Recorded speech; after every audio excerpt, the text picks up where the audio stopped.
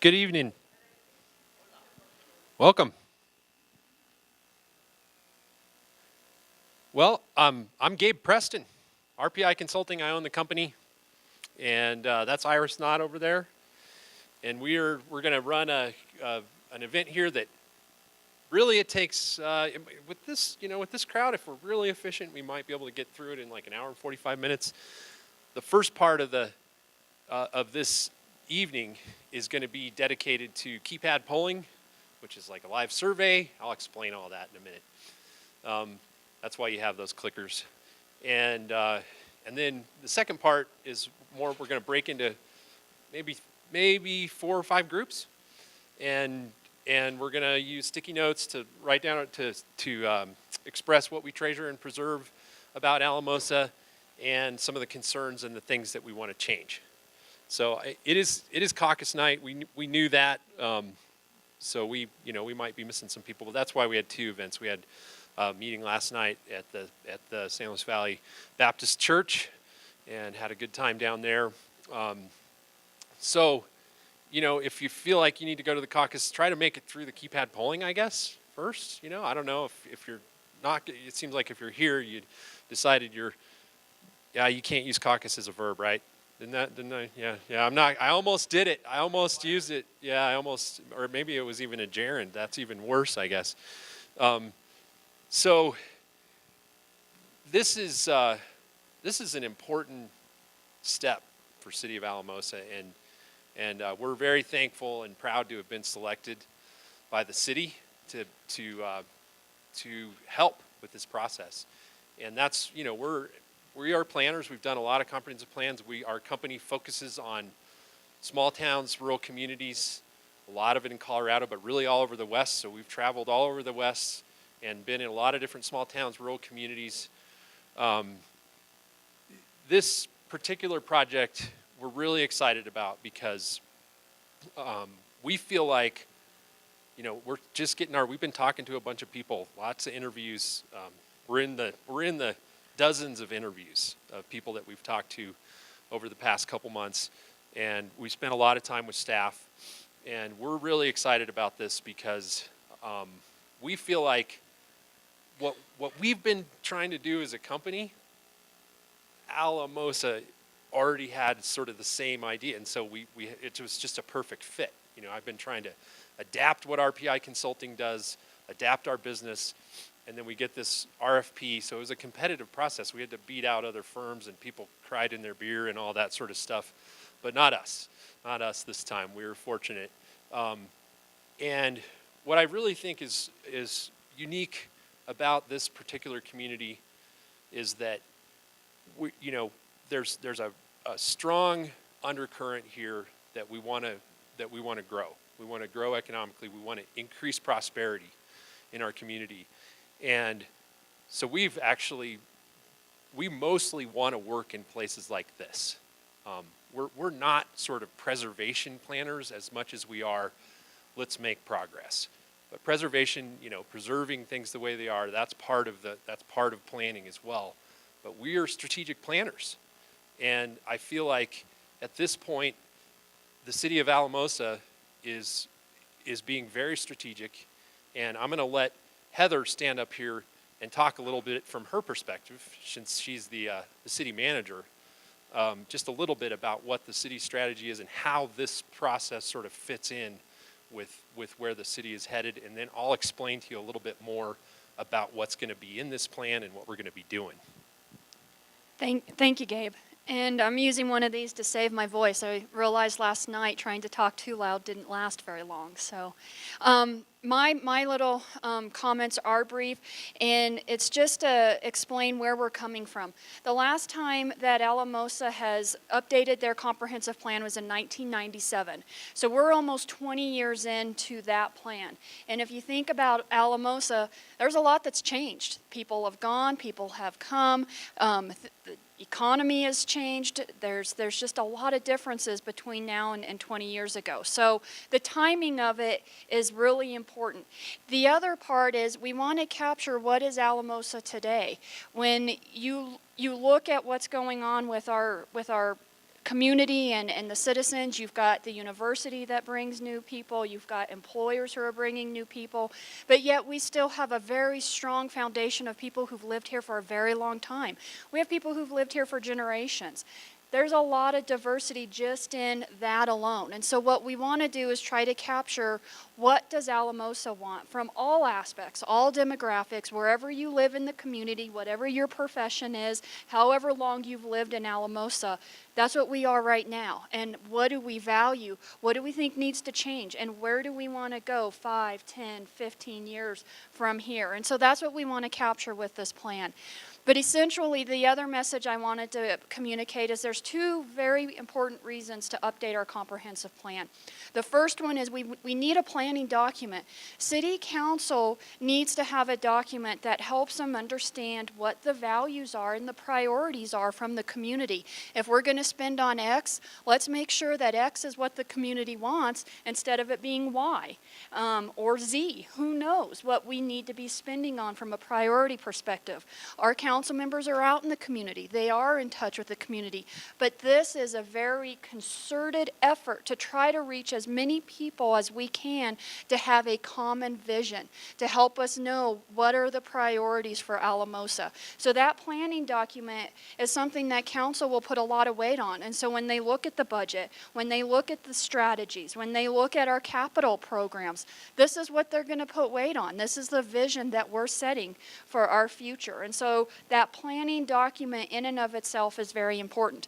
But for me, it's the number two reason is even more important. And that's the community building, the community dialogue that goes on when we are creating this plan. How many times are we making this big of an effort to reach as many people in Alamosa to hear your voice? That's why city staff does what we do.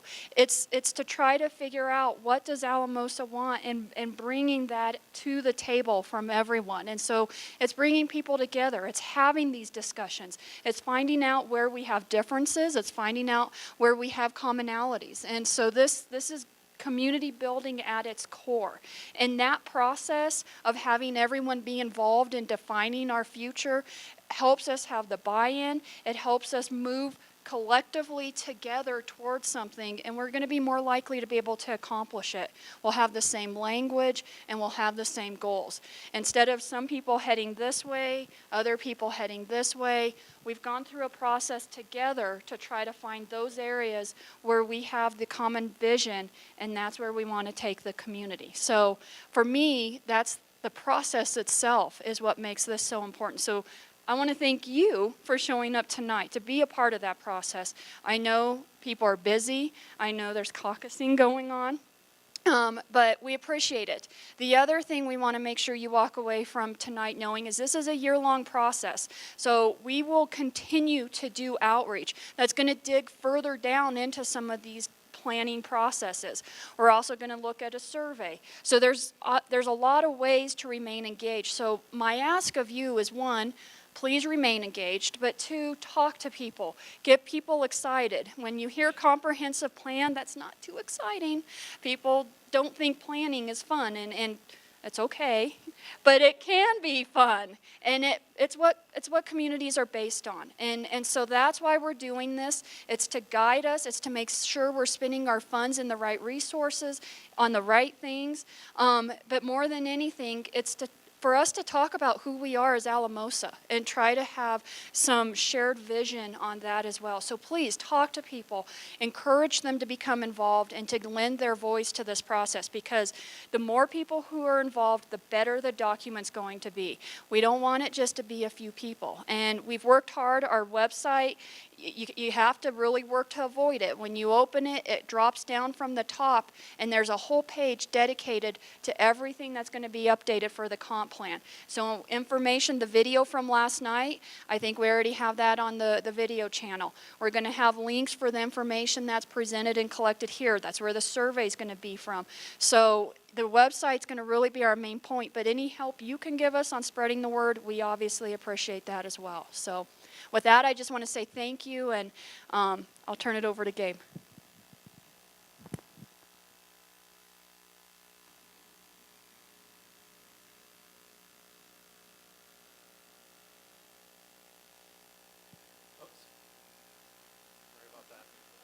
don't know what happened to my other.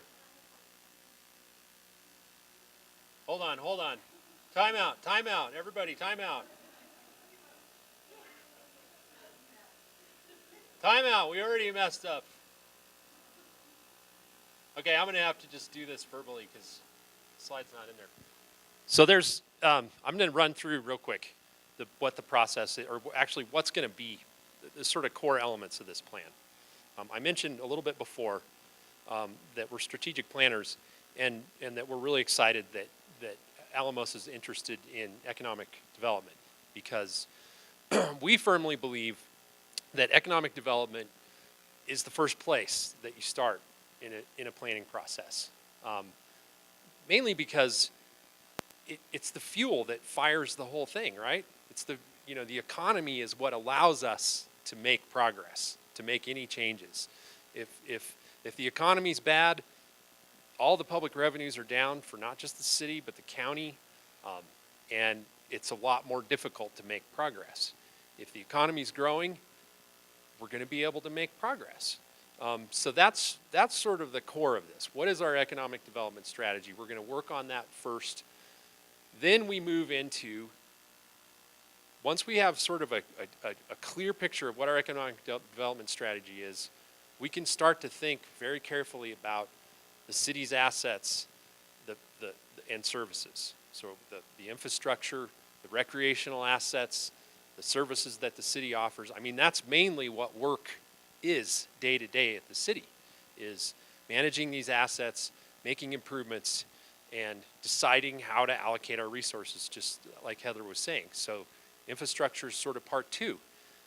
Once we have thought about the infrastructure priorities, and really all these things sort of pervade the whole process once we kick them off, then we can start looking at Alamosa the place and thinking about how do we implement our economic development strategy, and how do we implement our goals and strategies for our infrastructure and our recreation assets and city and core city services and our partnerships on the land, right? So that the last part is the map, or the series of maps that shows us where are the opportunities in Alamosa. And we'll have a couple little maps to look at tonight, but it's really about looking at the city as a whole, understanding where the opportunities are, and applying the values and the goals of the community to that map to create a plan for the future. It's a lot different than a zoning map, right? A zoning map tells you, here's what zone district you're in right now. A future growth strategy on a map means here's where the opportunities are, and here's how we apply the community values in the direction that we want to go to the actual map. So it's more of an opportunity map than it is a regulatory map, and it'll be a series of maps actually, because we're going to actually cover the entire city on this map, and make sure. And so maybe for developed neighborhoods that are just going to be what they're going to be for as long as they're there, the opportunity is it's a developed neighborhood that's not going to change much. When you start looking down in South Alamosa and around, taking a close look around the city, there are a lot of development opportunities. So that's kind of the rundown of how the planning process is going to work. We're going to get right into it. I'm not going to lecture you anymore. Everybody's got one of these? If you do not have one, raise your hand and we will get you one. So these are keypad polling units. There's a few things to just let you know about. First of all, let's test it. So pick a number, any number, press it. You should get a little blink when you press it. Just a little blink. Did everybody get a little blink? Now if it's blinking at you repeatedly, that means the battery's going. But these are actual mechanical buttons. You actually have to press them. I know it's hard work to press real buttons and we're not used to it anymore. But you actually have to give it like a pretty concerted effort to where you feel it go down and you feel that click. So it won't record if you just give it a little touch screen touch. It's not going to do anything. The other thing to think about is that when the questions come up, if you answer it wrong the first time, this thing will record the last answer that you put in, right? So You can change your mind. You can say, oh, whoops, I didn't mean to put the new dump right in my backyard, or whatever the question is, and you can change your answer. So the other thing is, do not press go. Do not press go. That will cause very strange things to happen to me. So don't do that. Actually, we have no idea what go does on these things. Just to be perfectly honest, I have no idea. And I really don't know what question mark means either. So so stay away from those buttons, Let's see if there's any other rules about these things. I think that basically covers it. If something goes wrong, like, keep an eye on your clicker and make sure you're getting, when we actually get a live question up there, it should flash green. And if it's not doing that, then you need a new clicker. So the other thing is that it's totally anonymous. Everything about this process is anonymous, minus the thumbprint scanner on the go button. So don't press go, because that goes directly to TSA and everybody else, and so you're not gonna want to get that thumbprint on a database anywhere. That's really about it for the keypads. What we really need to do now is try one. So I've got some warm-up questions for you tonight. This one the joke is already spoiled on this first one. Okay, this is really important. You see that box up there? That has got to be, that's got to be green before it's going to record anything. So go for it. This is just to rest your heart at ease that this is actually anonymous. You can answer this honestly, and then we can see whether other people are being honest, right? Everybody get a chance? So that the other thing we know here is that these are our responses right there. That user feedback is because I was fumbling with the clicker that I had in my pocket and I didn't press the button all the way. So you got to make sure you press the button all the way. All right, ready? Here we go. All right, well, people are being honest, but there are the 8% where their mother put the fear into them. So I understand that. I was scared of my mom too, but I still lied to her a lot. Okay, now this is an interesting one. Now you got to remember that. So see, it's got to even think about it a little bit more with these longer questions. So you have to really be patient with that. This allows you to choose your top 3. So you can just consecutively, if you're a jet setter, you can press 7, and then if you get out of your jet and you get on your horse, then it's 8. And then your horse bucks you off and you're walking, and that's 5. So there's a bunch of questions in this show that are top 2 where I make you prioritize, which is, I know, difficult to do, but yeah, number 10, that's the part I was forgetting. Thank you, Iris. Number 10 is 0. Okay, ready? Everybody got it? Looks like it. Okay, here we go. See, now I'm just showing off. We're not going to do these graphs. They're too hard to read, but you can see that this definitely adds up to more than 100%. That's because there's more responses than just one allowed, right? So it's not, I don't want to really get into the mathematics of it, but that's why some of these things look like more than 100% as we get into these multiple question things. This one should be fairly easy.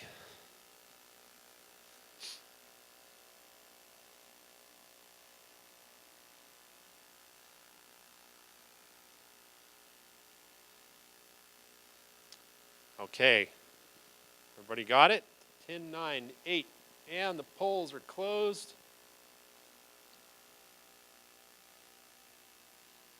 So we do have 20% in here that are in unincorporated, in the unincorporated county. Of the 20%, are you pretty close to town? Pretty far away from town? Pretty close to town. Okay, all right, good.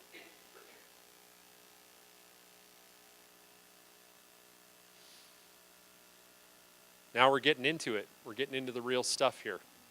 So we're going to, just like I said, we're going to start with economic development because that's how the planning process starts. A little bit, unfortunately for you, these are actually some of the harder questions in the whole deck.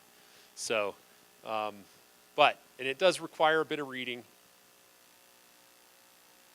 The incomes in Alamosa are pretty tough, and so I know, comparing to the state is a little difficult because the state of Colorado contains the Front Range, which is insane right now. I don't know when's the last time you were out there, but it's kind of going crazy over on the Front Range. But that said, this red is Alamosa, and that's the percentage of the population at each income level. So we have a lot more low-income households in Alamosa compared to the state as a whole, and that's probably not a surprise to everyone.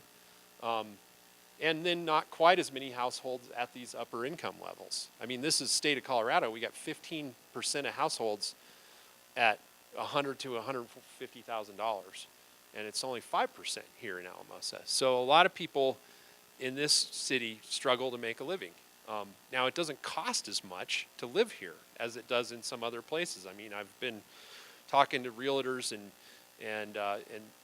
so on and so forth, and it's a more affordable place than most mountain communities. I mean, I know we're in the bottom of a big valley, but this is a mountain community in Colorado, and it's one of the more affordable mountain communities that I've come across for a long time. We're from Durango, by the way, which is definitely not affordable. Here's the earnings per job. You can see, essentially most jobs were pretty even Steven on construction here, a little bit ahead on wholesale trade, but most of the jobs were a little bit behind the state average, and quite a bit behind the state average on agriculture. And what this graph shows you is the percentage. These are all sectors, and this is countywide data, so it's not just the city. You can't get this kind of data for the city alone, or you can, but it's from the Census Bureau, so it's not very good. But this shows you for Alamosa County the percentage breakdown of the economy. So we have 25% of the economy of the employment in the county is driven by government, so that includes colleges, and then we have health, which is 16%. And then actually a pretty strong professional technical field here, which is sort of the catch-all for other types of professional services. So fairly well diversified overall, especially when you consider the fact that agriculture is a real industry here. Most mountain counties, agriculture we don't even put it on the graph because it doesn't show up. Right, so that's always been something unique about Alamosa, is that there's, Alamosa County, there's real agriculture here, and it shows up, and it has a real impact on the economy. And I'll tell you what, we're not catching all. I mean, these are, you're not catching all the agricultural jobs on reported data, and that's that. So it's bigger than what it looks, I think. Oh no, I double fired. Hold on. Sorry about that. Okay, no, I didn't double fire. I thought I did. So here we go. These are economic development strategies or approaches that we've garnered from our interviews. We didn't just make this stuff up. This came from people that we've been talking to. So it may not all be here, but there's quite a bit. And the next question is about what are the concerns and challenges. So everybody understands, I think, all of these. I mean, we separated out core infrastructure from communications infrastructure, because the city, generally it's private sector that provides communications infrastructure, and it's definitely the city that provides streets, sewer, and water, which are kind of your core infrastructure. And then recreation assets are another thing that the city's in charge of. But you can kind of see where we're headed here with this, in that we're asking about economic development, and we've got all these things like healthcare and recreation assets and quality of life, diversity of housing. So you can see we think of economic development in pretty broad terms.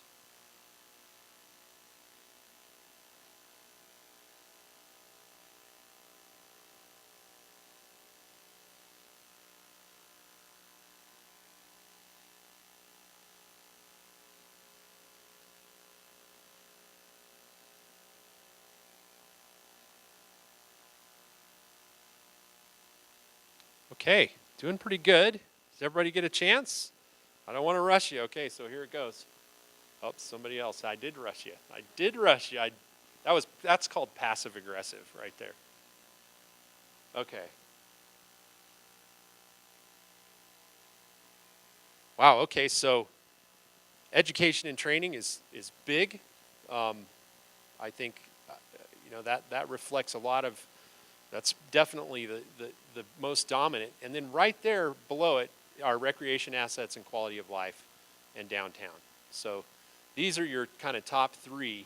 And you got to remember, this is sort of a group photo. Everybody's picking their top two.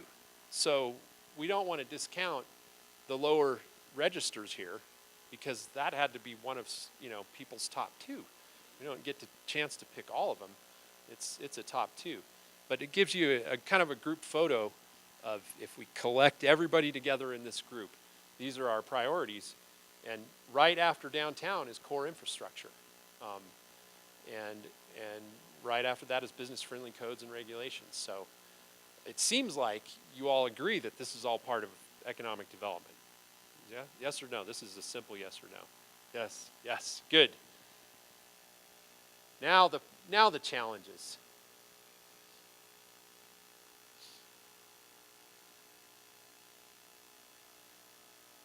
Some of these are the same as what was on the page before. Some of them are different.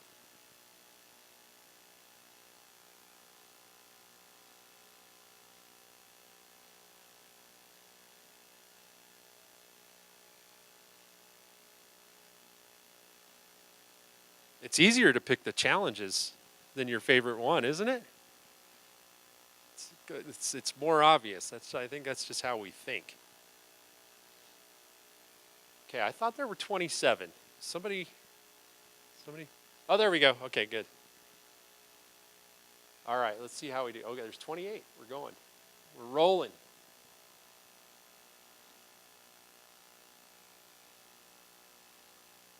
Okay, well this is an obvious problem. I mean, we were looking at the income charts there, and we know this. I mean, if you live here, you know that there are a lot of people that really struggle to make a living, that would make a better living if there were jobs available for it. But then, negative perceptions and reputations of Alamosa, that's something we really have to work on, and it's not necessarily an easy thing to work on. And when we start doing this exercise here, these are pretty general terms. But when we start doing this exercise here, I want to hear a little, because one of the questions is going to be, what concerns do we have, and what changes do we want to make?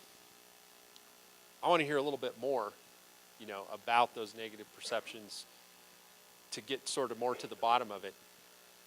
And then I could tell already that you were thinking about workforce on the prior slide when we said what's most important, and the top choice was education and training, right? So we know that workforce training is really important. And this is the other one that, coordination among governments and organizations. And then some people are seeing housing as part of the economic development challenge too. So this is that undeveloped land I was talking. Some of it. We're just getting started on the mapping here, so we don't exactly know what the status of a lot of this land is. But these are some pretty obvious areas of vacant land or undeveloped, undeveloped or underdeveloped land. There's a lot of vacant land, and then when we start really poking in, zooming in a little bit, we've got the railroad corridor right here. There's a bunch of developable property right down there along the railroad corridor. All this land on the south side of the tracks right here, boy, that's way far from being fully developed. So we're going to take the next time we really convene the public. We're going to take we're going to be looking at these specific neighborhoods and thinking more and more about what the opportunities mean. But for now, let's just get a general idea as to whether you think that infill of vacant lots and redevelopment of antiquated buildings is preferable to expanding the boundaries. because that's the other way we could grow. We could grow out or we can grow in.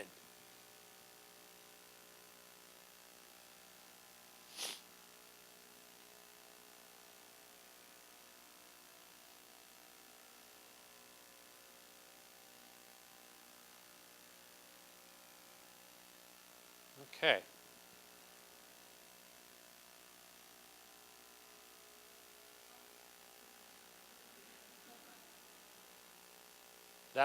That is, that's about as close to consensus as you're going to get, I think. So this is a little bit more, just to give a minute here, because these are two different sort of approaches. First of all, this, that we're telling about strategy here, so we want to hear what you think. Should the city take a leadership role to grow the economy? In other words, just the city, let's just start trying to figure this out. Should the city engage local and regional economic development partners like ACID and the Chamber of Commerce and some of the other entities that are out there, or both of these? It's kind of like, let's just start doing it as the city. Let's engage some partners, or let's do both of those things. Or other. Do you have another idea?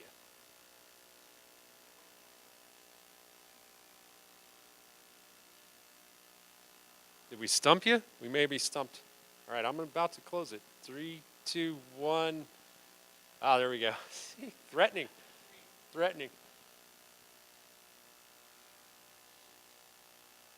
All right. So I think, this is the obvious winner here, but there's a little bit of us that just think the city should just go for it. So that's worth noting it. I mean, that's kind of that's a vote of confidence right there. Now, if the city goes for what, remember to watch for that thing right there. If the city gets into this economic development business, it's going to cost some resources, right? I mean, right now, the city is partners on a lot of economic development projects, so this is going to actually require some resources. We're not asking you to vote for a tax or anything like that right now. We're just being realistic. This is realistic.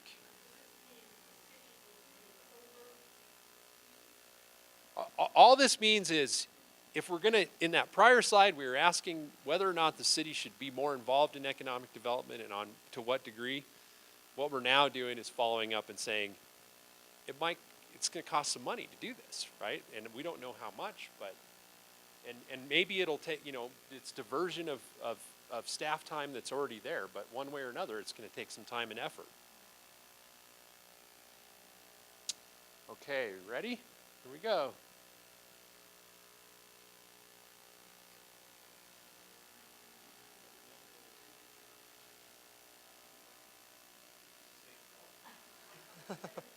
Somebody did. Yeah, but Mayor, if I didn't put no on there, somebody would ask, why isn't there a no on there, right?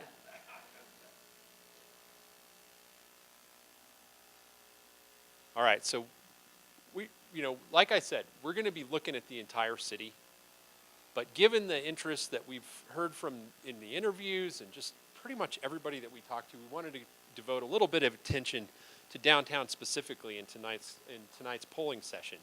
Remember, this isn't voting, it's polling. It's not caucusing, it's polling. So let's talk a little bit about downtown. First of all, right now, there's the central business district. This is on the zoning map, right? This is on the city zoning map, this line right here. It's a big chunk of ground. Like, if you walk from one end to the other of it, that's a pretty decent walk, and there's a lot of stuff in there. It's a big chunk of territory. But, hey, you know what? We're going to think, this is right now, it's the central business district, but when we're thinking about downtown, we got to think about the central business district, because there's a lot of work that could be done right now in the central business district, right? There's plenty of things that we could work on. But we also want to think about the relationship of downtown to the areas adjacent to it and really to the rest of the city as a whole. For example, the railroad corridor here. There's a lot of potential there, and then this block right here along 6th. There's a lot of development potential in there that reaches beyond where the central business district does, and around the corner. So we have to think about how downtown relates to these neighborhoods up here, which also have some commercial on them, and how it relates down south. But really, tonight, when we're talking about downtown, we're mostly thinking about this area now. But I just wanted to point out that we're going to rethink what is downtown and how do the areas right outside of what is now the central business district relate to it, and what's their role, etc. So a little bit of facts about downtown. So this is the central business district, right? The boundary that we have to work with right now. What this shows is the percentage of sales and establishments. Sales is blue, establishments is orange. The percentage of sales in the central business district versus the city as a whole, right?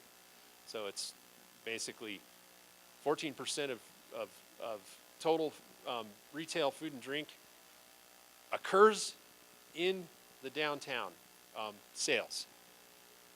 30% of the businesses, of the actual establishments, are downtown, right? You can look at the breakdown between retail and food and drink and see the same sort of pattern. There's certainly a higher share of establishments downtown compared to the total sales. But you know what? The good news is, like, you have a quarter of your sales for food and drink downtown, and you got 30%, 6%, over a third of your establishments down there. That's actually a pretty encouraging place to start, because we've seen this look a lot more lopsided, right? And you got a big commercial sector, so you got to keep that in mind, that there's a big commercial district on the west side. So it's encouraging, but it also shows us that there's work to be done down there, right? There's a lot of work to be done in order to, so you would hope that more than 14% of your food and drink sales would be downtown. For example, you would hope that that's one of the strong points of downtown. So this is just kind of a fun question for that green. What are the 2 most common reasons you go downtown?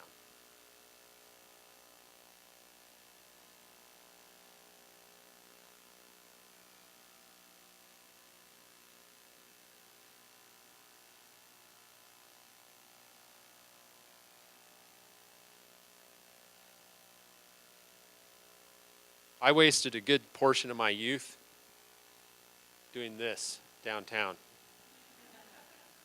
It's Durango, yeah. That was like what we did. We just go down there and get in the way and played a lot of hacky sack. Okay, ready? Everybody got it? Yeah, once they took our skateboards away downtown, we just started playing hacky sack in a circle right on the sidewalk. That was our reaction.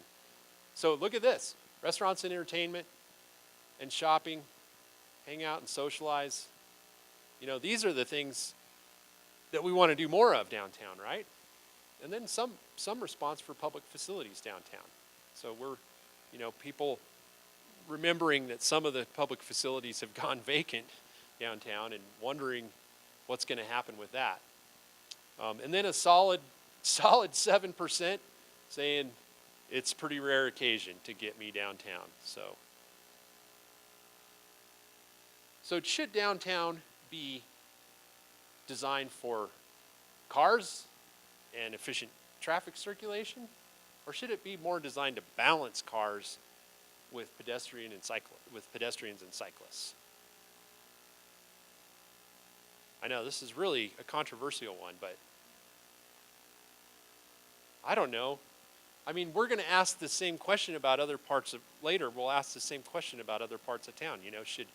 Should the West Highway Corridor, should that be, so we'll continue to ask this question in different places.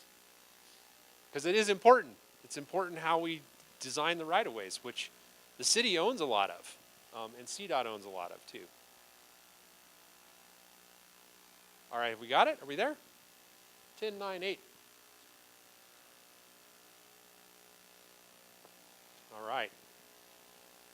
Well, there's 11% diehard drivers here.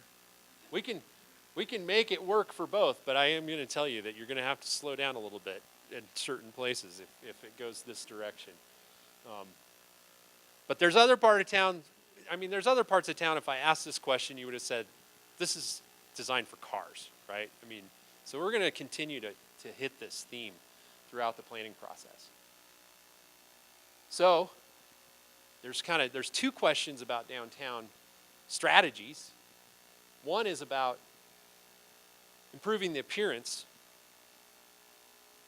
and then one is about improving the appearance and functionality. One is about improving the prosperity downtown, the amount of business. So, gateways, that's a little bit of jargon. Gateways can be monumentation. It can be arches. Have you ever seen the Golden Gateway going in? So they can be really kind of ornate arches that go across and say, boom, here you go. Or they can be monumentation. It can also just be landscaped areas that start to tell you that you're getting somewhere. You're changing from where you were to where you're going.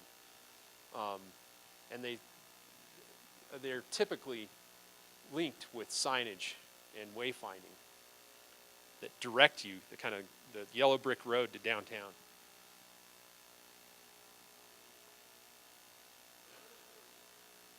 Yeah, I make you prioritize. I know it's a pretty annoying deal.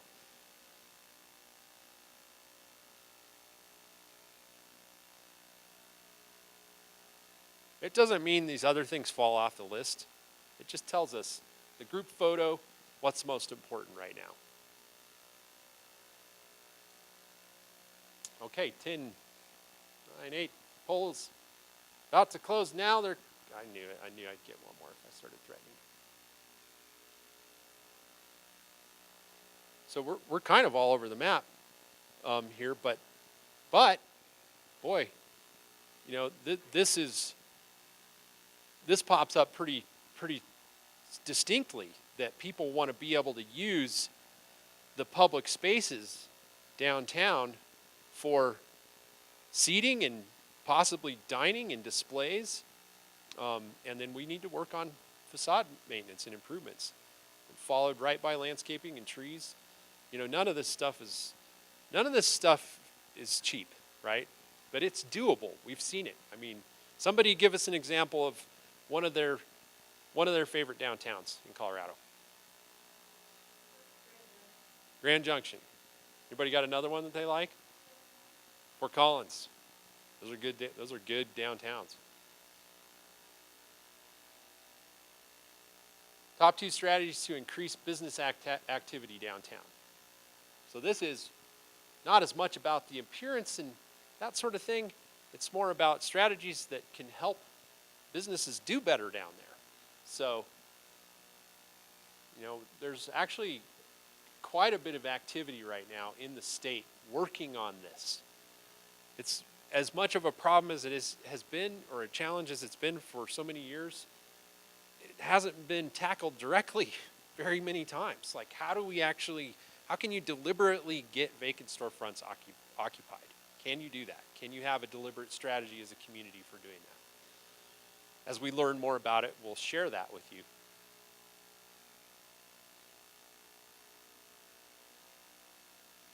Everybody knows this is 6th Street. That's what this is, 6th Street, heading east on Highway 160.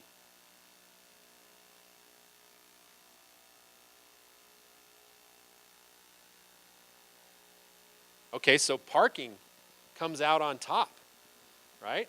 As a strategy to increase business activity. So that's not something that you all have been thinking about this quite a bit, I think, because it's related to this, right? It's kind of related to getting people to stop. If the parking's really obvious and easy to deal with, easy right-hand parking, well signed, easy to find lots, but actually a lot of other strategies fall into this too. So But this one loses the show here. I think we might have an overload or something like that of professional offices downtown. So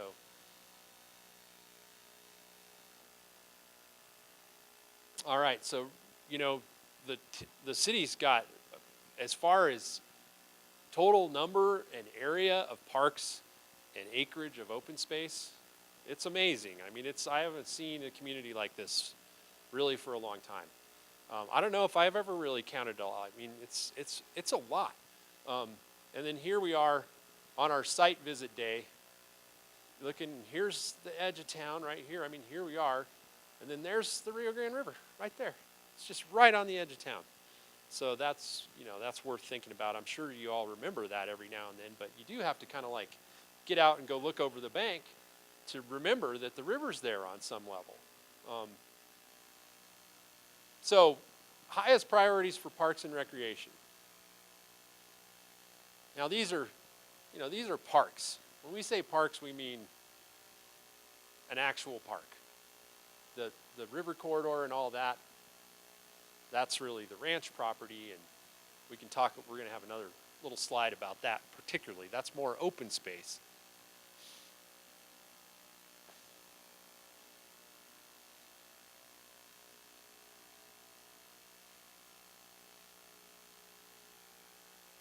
It's kind of interesting because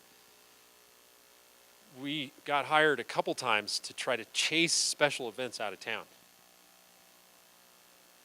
Yeah. But what we found, it was opinion surveying, like actually doing surveys out there while events were going on and trying to find out whether people were annoyed, and they weren't. So it was both of those projects came out the same. It was just a few people that were annoyed. If you go ask a lot of people, not as annoyed. So the obvious dominant response here is more outdoor rec and trails on city land. Repurposing underutilized parks kind of falls right behind that. So that's something that we need to put a lot of thought into, I think, is how to use those parks that we have better. So here's the ranch. I don't know if y'all realize it's not even all on here, but this is a huge piece of property that the city owns. Includes the river corridor, includes part of Highway 17, and then a lot of this is accessible from what's that road up there? The road that goes up there. I can't remember the name of it. So let's think about it. Do we want to keep it the same as it is today? This is about the river corridor part of the ranch, right? It's not the whole thing. It's just the river corridor part.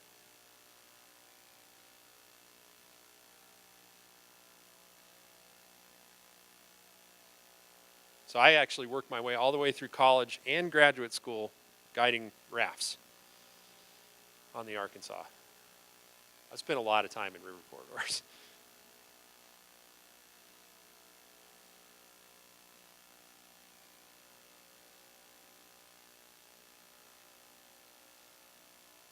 Okay, that was a quick response. We're getting fast here.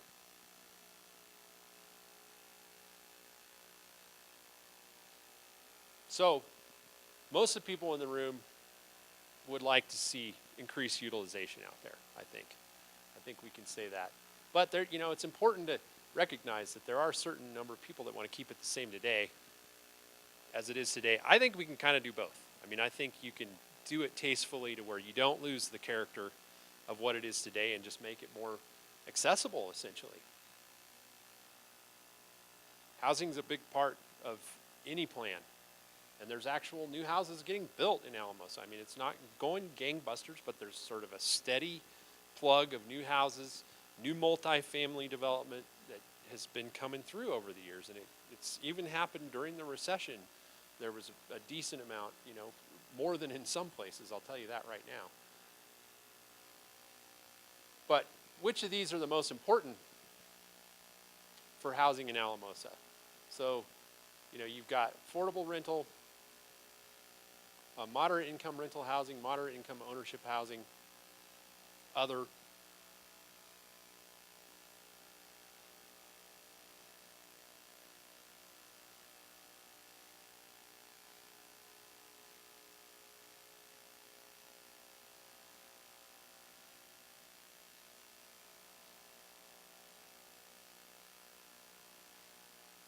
Okay, 10, 9, 8. Here we go.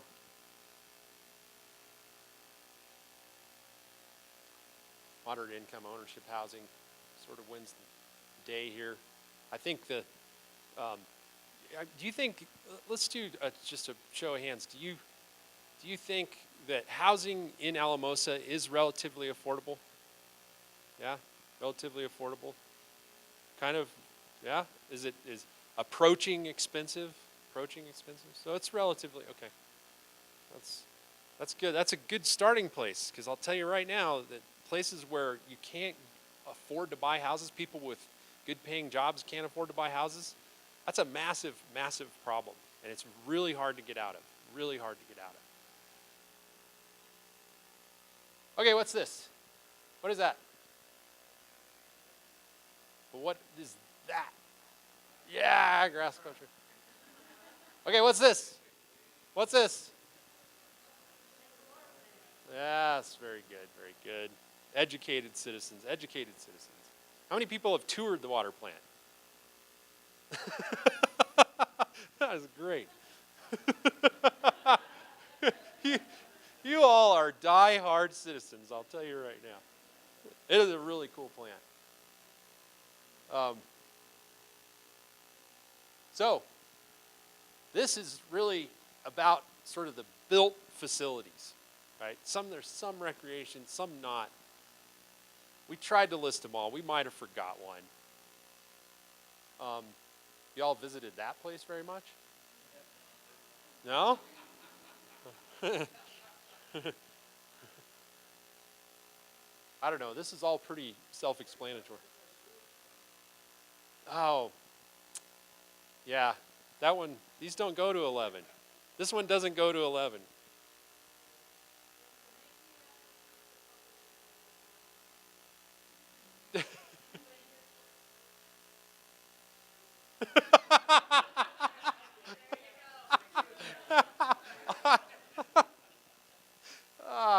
We did the drive-by. Okay. We're missing a couple. Are you rebelling because of the sewer plant? Okay, here we go. Okay, so the fairgrounds pops up. Yeah, yeah. How many of you have ever attended an event at the fairgrounds? Holy cow. What was it? I mean, it's mostly equestrian rodeos, actual things that happen at fairgrounds. This is a real small town. But look at this. So we want more recycling centers. Is that what we meant by that? Okay. Okay. Bigger glass crusher. No.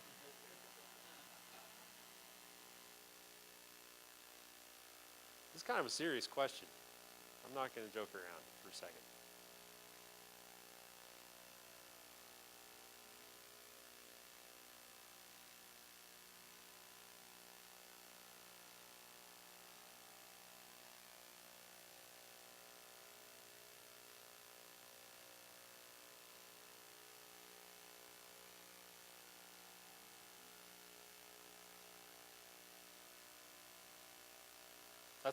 That's a tough project, right? I mean, we don't necessarily want this to look like this. You know, if we come back in 10 years and do keypad polling again, we don't want it to look like that. Now this is about, okay, so there's people that work for the city in here. So as long as you've not pressed go by accident, you should be okay to answer this honestly.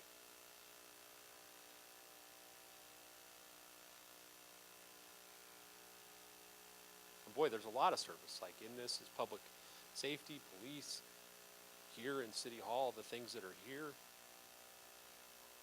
library, overall good service, or not so good?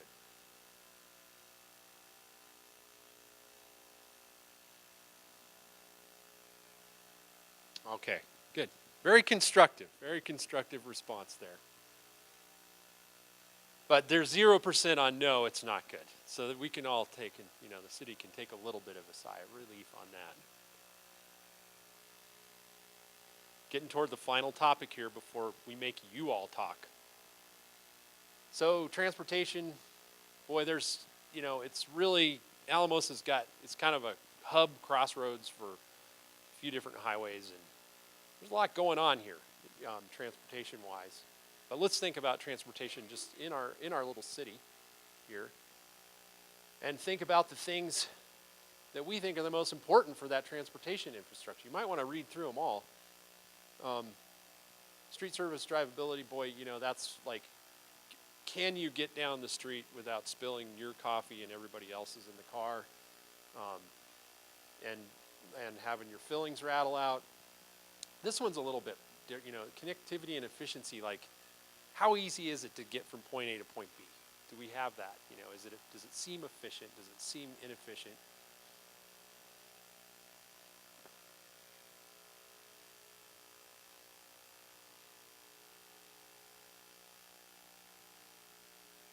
Somebody's stumped. Or they left. Okay, they left. That's okay.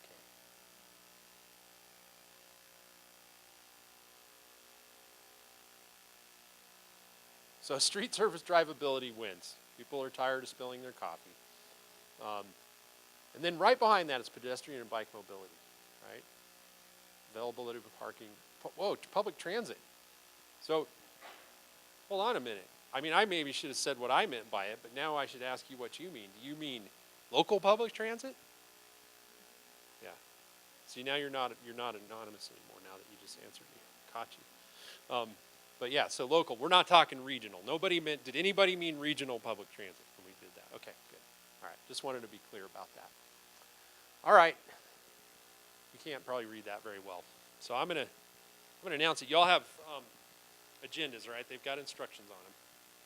So here's what we're gonna do. We got about 30 people. I think we should group into 4 groups, roughly. So we'll do like, you're gonna have to maybe move. I'm sorry, and you can turn chairs around and stuff like that, and basically like get in a circle. I know, what a hassle, but please, like, let's do one group up front here, one group in the back, kind of spread out a little bit. So yeah, you guys come, and then let's just like move chairs around so you can see each other. Okay, but I'm not participating. You're not in it.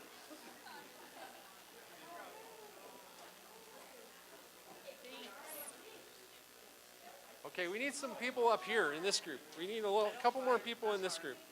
Yeah, good, awesome. You guys have critical mass? You have critical mass? Good. We're developing. Okay, good. 4 groups. This looks good. This looks like a good group. Good. Don't be afraid to move the chairs.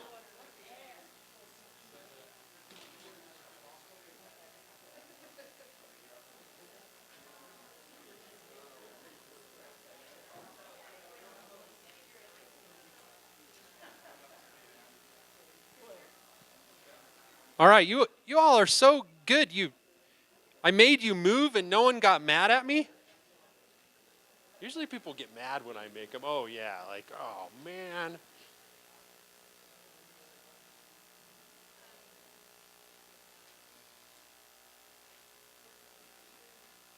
Okay. Do you all? Oh, good. Do you all have critical mass here? You got enough? Yeah. Good thinkers. Okay, awesome. I can find some more for you if you want, but. Okay, so is everybody looking at the side that has what do you treasure and want to preserve? So this is a 2-sided deal. These are just a little bit worked over from the Baptist church last night, but so here's how this works.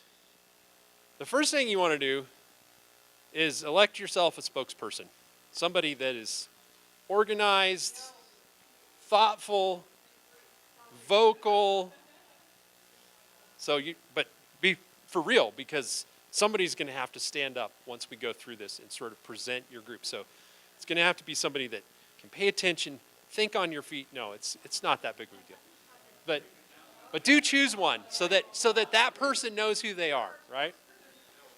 Okay.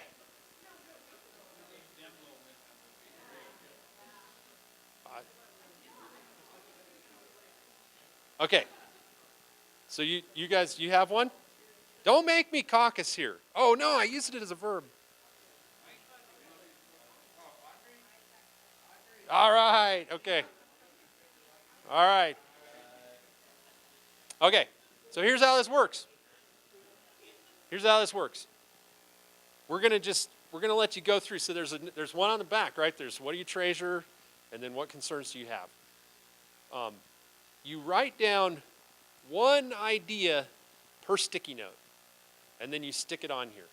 And the reason that we do that is because you can see the way that we sort of approach these meetings is we actually want to gather the input and take it with us when we leave. We want to make sure.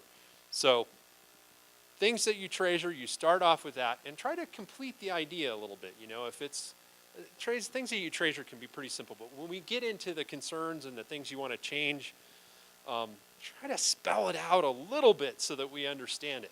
But we are pinning you into a sticky note size. And so, just so you know where we're headed with this, we're going to go through, and poor old Iris is going to have to type these things up and tally them, right? So we're going to create a report from both last night and tonight that sort of says, here's the sticky note report out. Who wants to go first? Okay, come up here. Treasures. Start with the treasures.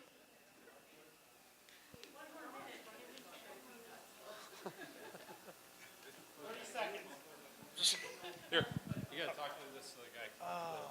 I'm sorry, man. I sound like a little girl on a microphone. It's okay.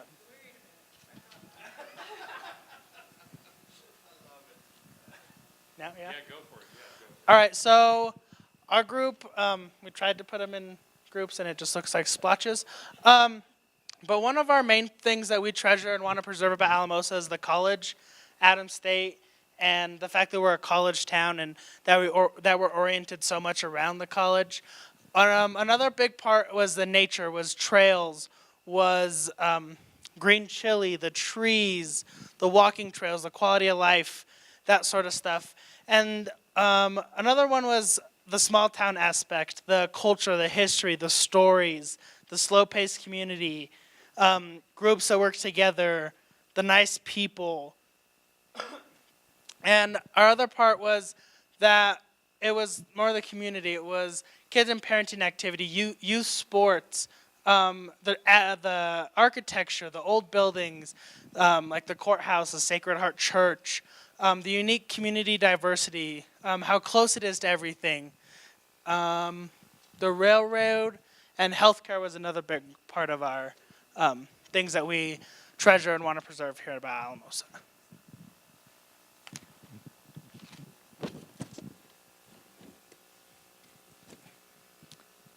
So as you can tell, we grouped together really well again. What concerns did we have about Alamosa and changes that needed now and in the future?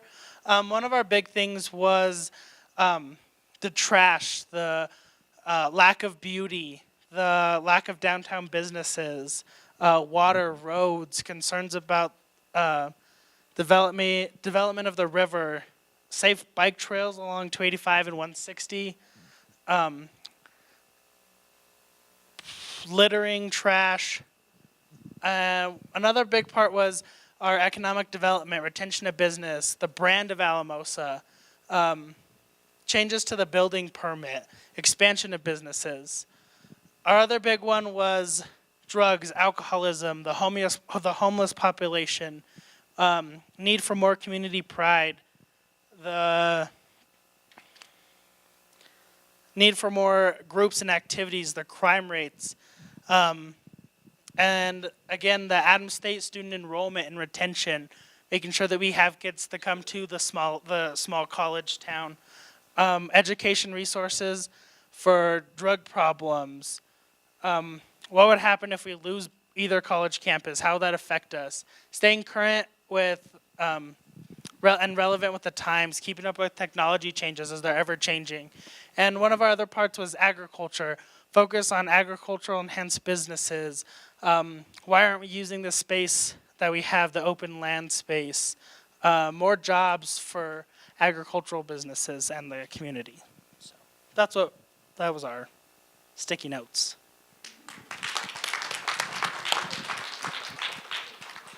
Who's next?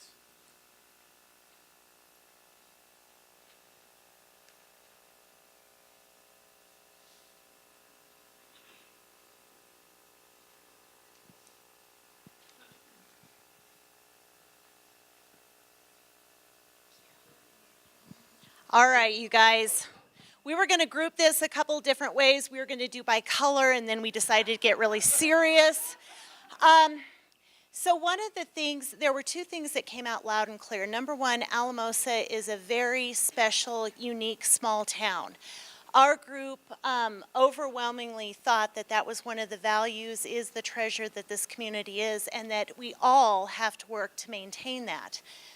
As part of that, and it was kind of interesting, we all felt that the history of Alamosa is really important as well.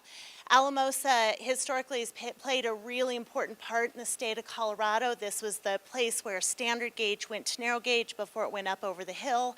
There are a lot of people in Colorado right now that have no idea this is a train town. So again, it would be really neat to kind of embrace that history and what it means to the state of Colorado, and that eventually can really help us out down the road. This is, it's a unique treasure, and it's not just the railroad, it's because of, our different groups of people that live here. We have always been a cultural mixing area, and that's really important, and we hope that we can embrace that as we go forward. Some of the other things that came out that kind of tie in with that is the importance of agriculture in the San Luis Valley. This is one of the most important agricultural locations in the entire state of Colorado. We've got a tremendous resource here, which is not just the agricultural land, but it's the water. And we felt that we need to focus on the preservation of our rural history, development of agricultural resources, and preservation of the resources that we have right here, which is water, which, as we all know from living in the West, is going to continue to be an issue. It always has been, it always will be. We feel that the role of education in this community is very, very important. Adams State has a fantastic history. In fact, even my grandma got her master's degree here.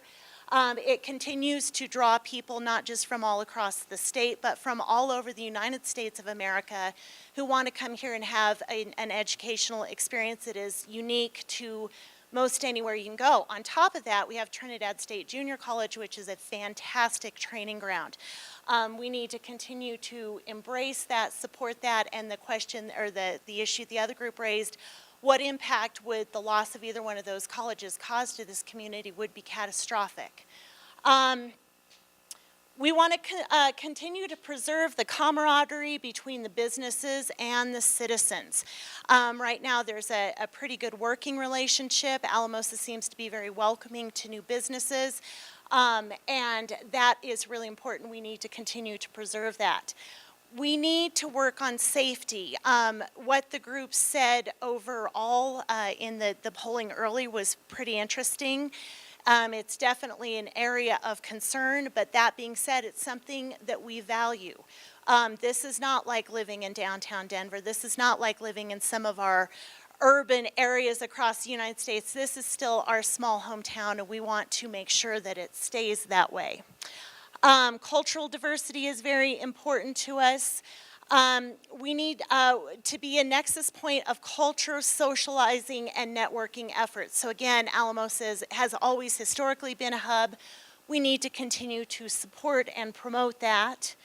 And there is an uncongested simplicity here that, again, makes this a very, very special place in not just the state of Colorado, but the United States of America.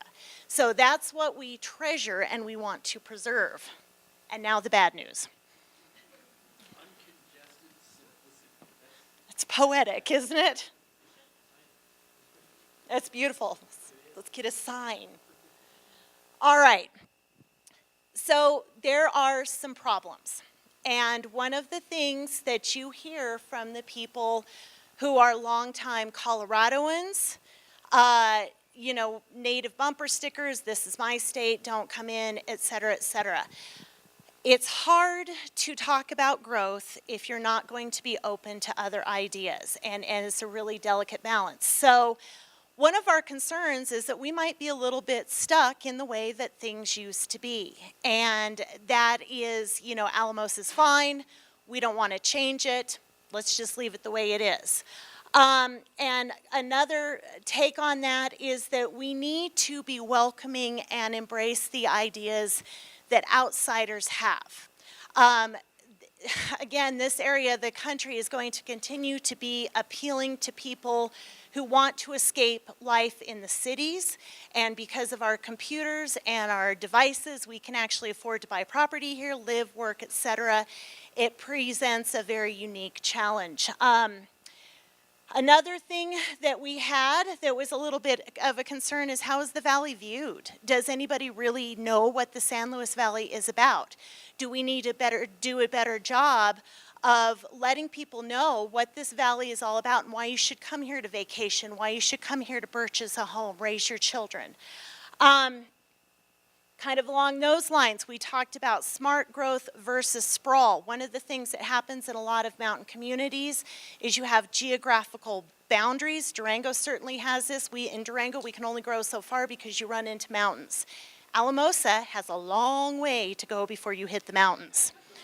So what we have to do is be really responsible. We need to be very careful about the sprawl, and that, we talked about it a little bit tonight. Focus on infill, redeveloping areas, repurposing parks and different things like that. Right along those lines, redevelop what we already have. There's a lot that's already here in place. Let's redevelop it, repurpose it.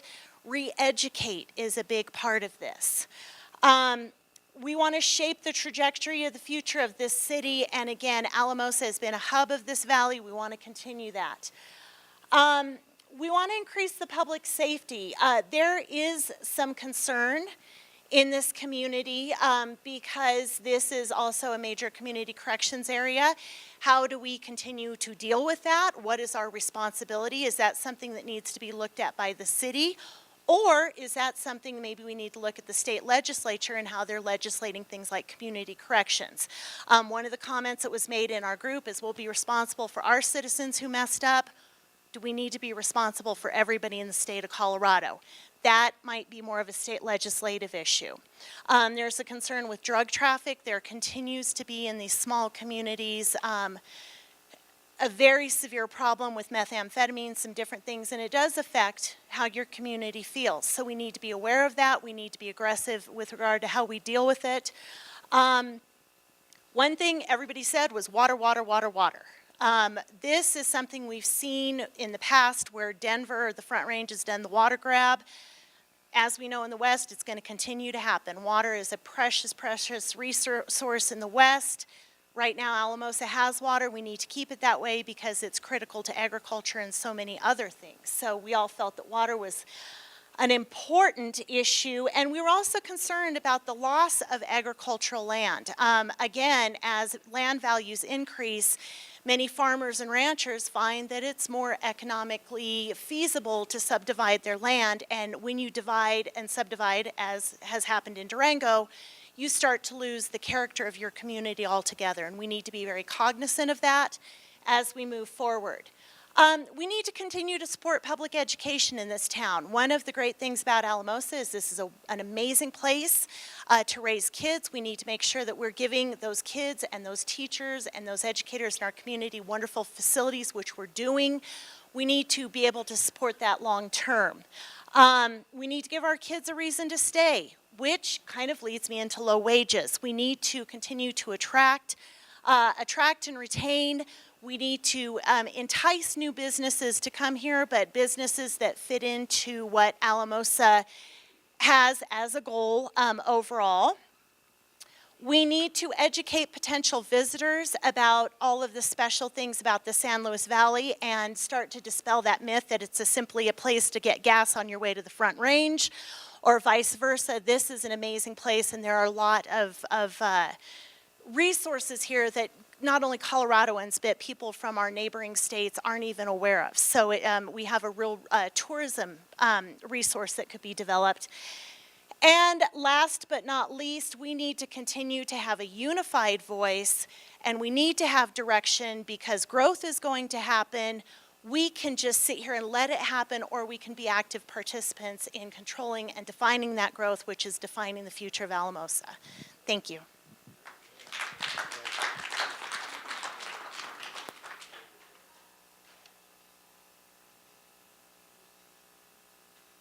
Did you get organized? You ready? Oh.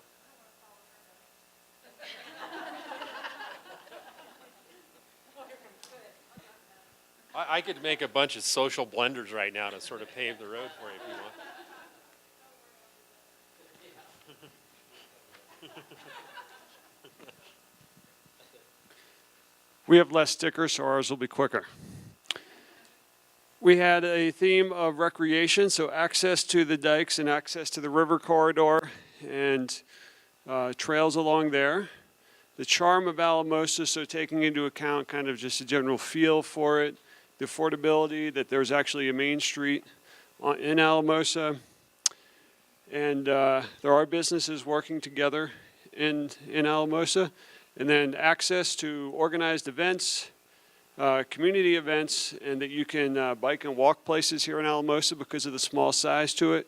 And then out on its own is we have the university, because it kind of went into all that and yet its own place.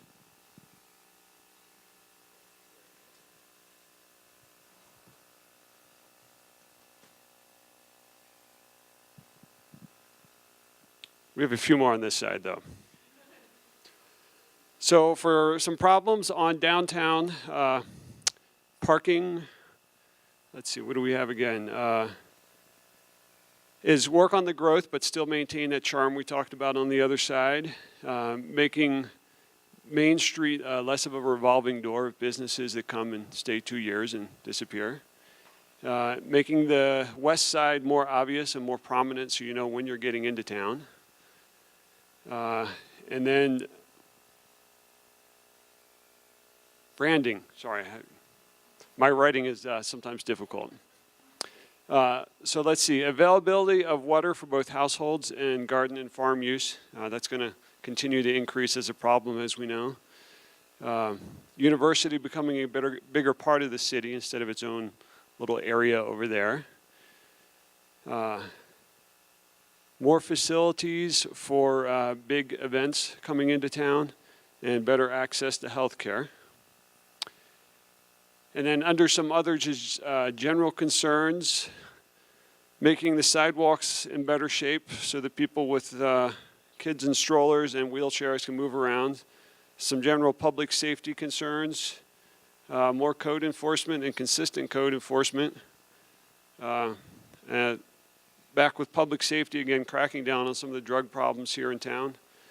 And then we have outdoor problems of the dumping of trash here and there and in public areas around town. Completing full access to the dike system that there is in Alamosa for recreation. The ice rink, which is proceeding along nicely, I think. Work on some playgrounds, upgrades there.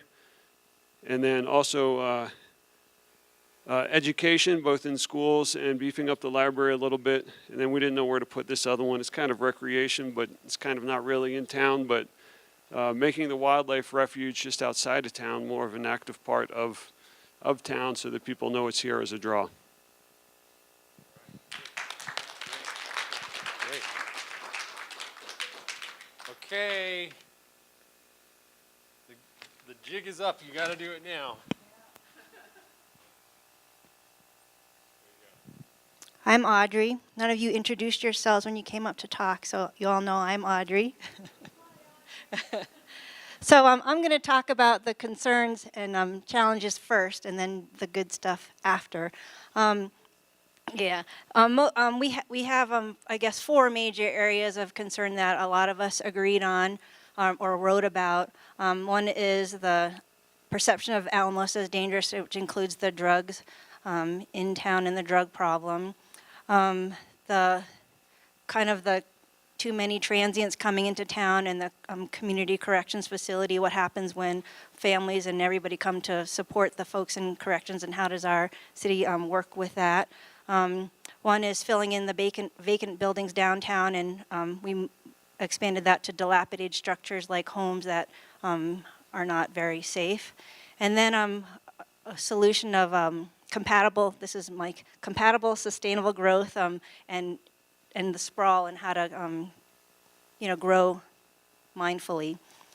Some of the other things, we had a lot of different ideas too that weren't in the groups, and some of them were the public safety downtown and walking downtown. And then we had a concern about the aging, affordable senior assisted living, and then affordable rental housing, more events for families in town, the need of trails and parks. And on the other side, we really talked, I think we focused a lot on the outdoors. Barking dogs and deer. I don't think it's barking deer, but barking dogs and the deer in town.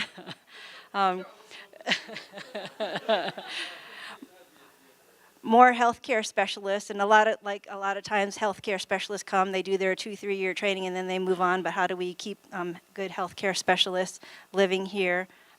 Mufflers on motorcycles, but I think an ordinance could probably solve that one. The availability of jobs and sustainable wages. Government, one of mine was the government buildings now moving way south, and just the gap from downtown. And then other things were safety of children, the number of homes and businesses that are being broke into. And I think that's most of our challenges and concerns. I'm a little short, thank you.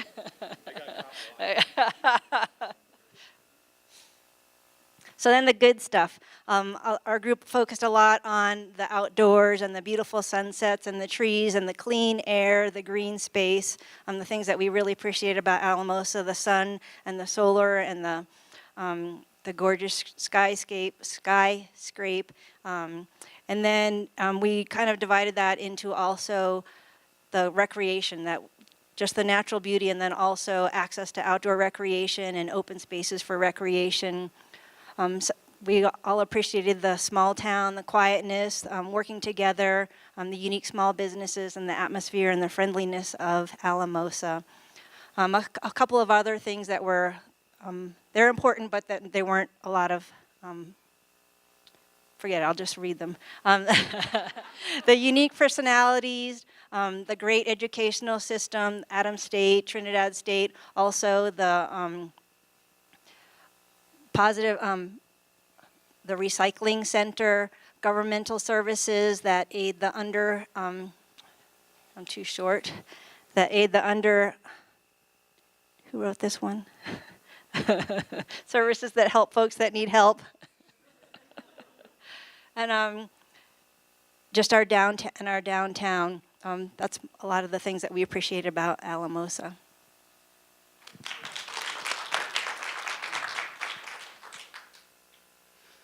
Okay, good job. Now, only one more 1 hour lecture from me. No, good job. Thank you for coming out tonight. And as Heather was saying at the beginning, you got to track this. And one of the ways to do it is to get on the city website. And it's the big obvious bar at the top, right? There's this like yellow bar or green fluorescent. You can't miss it. Right at the top.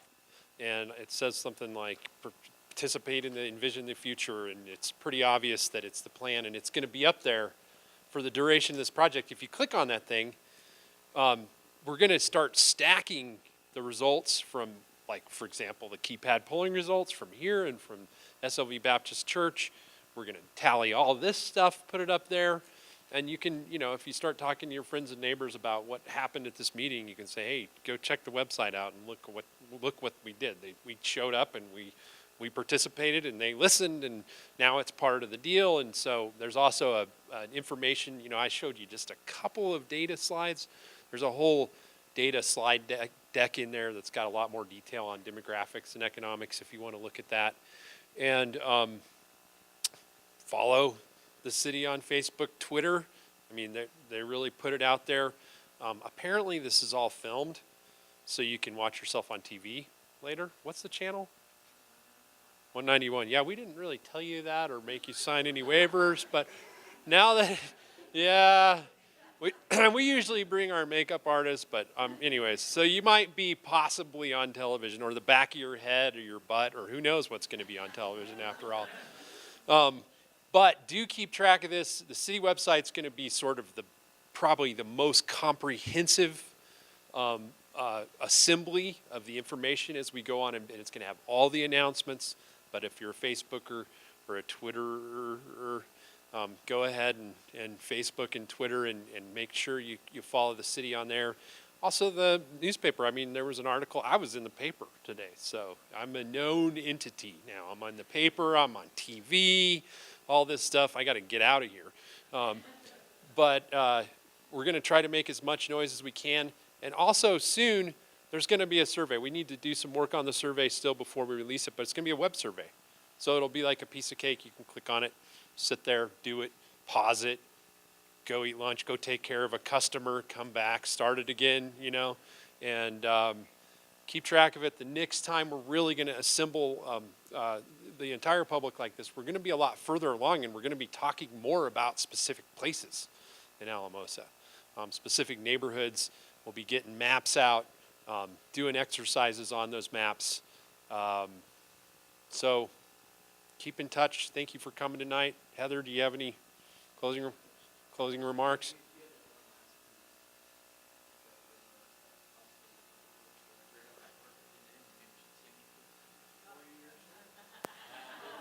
Day to you. Happy birthday to you. Happy birthday, dear Pat.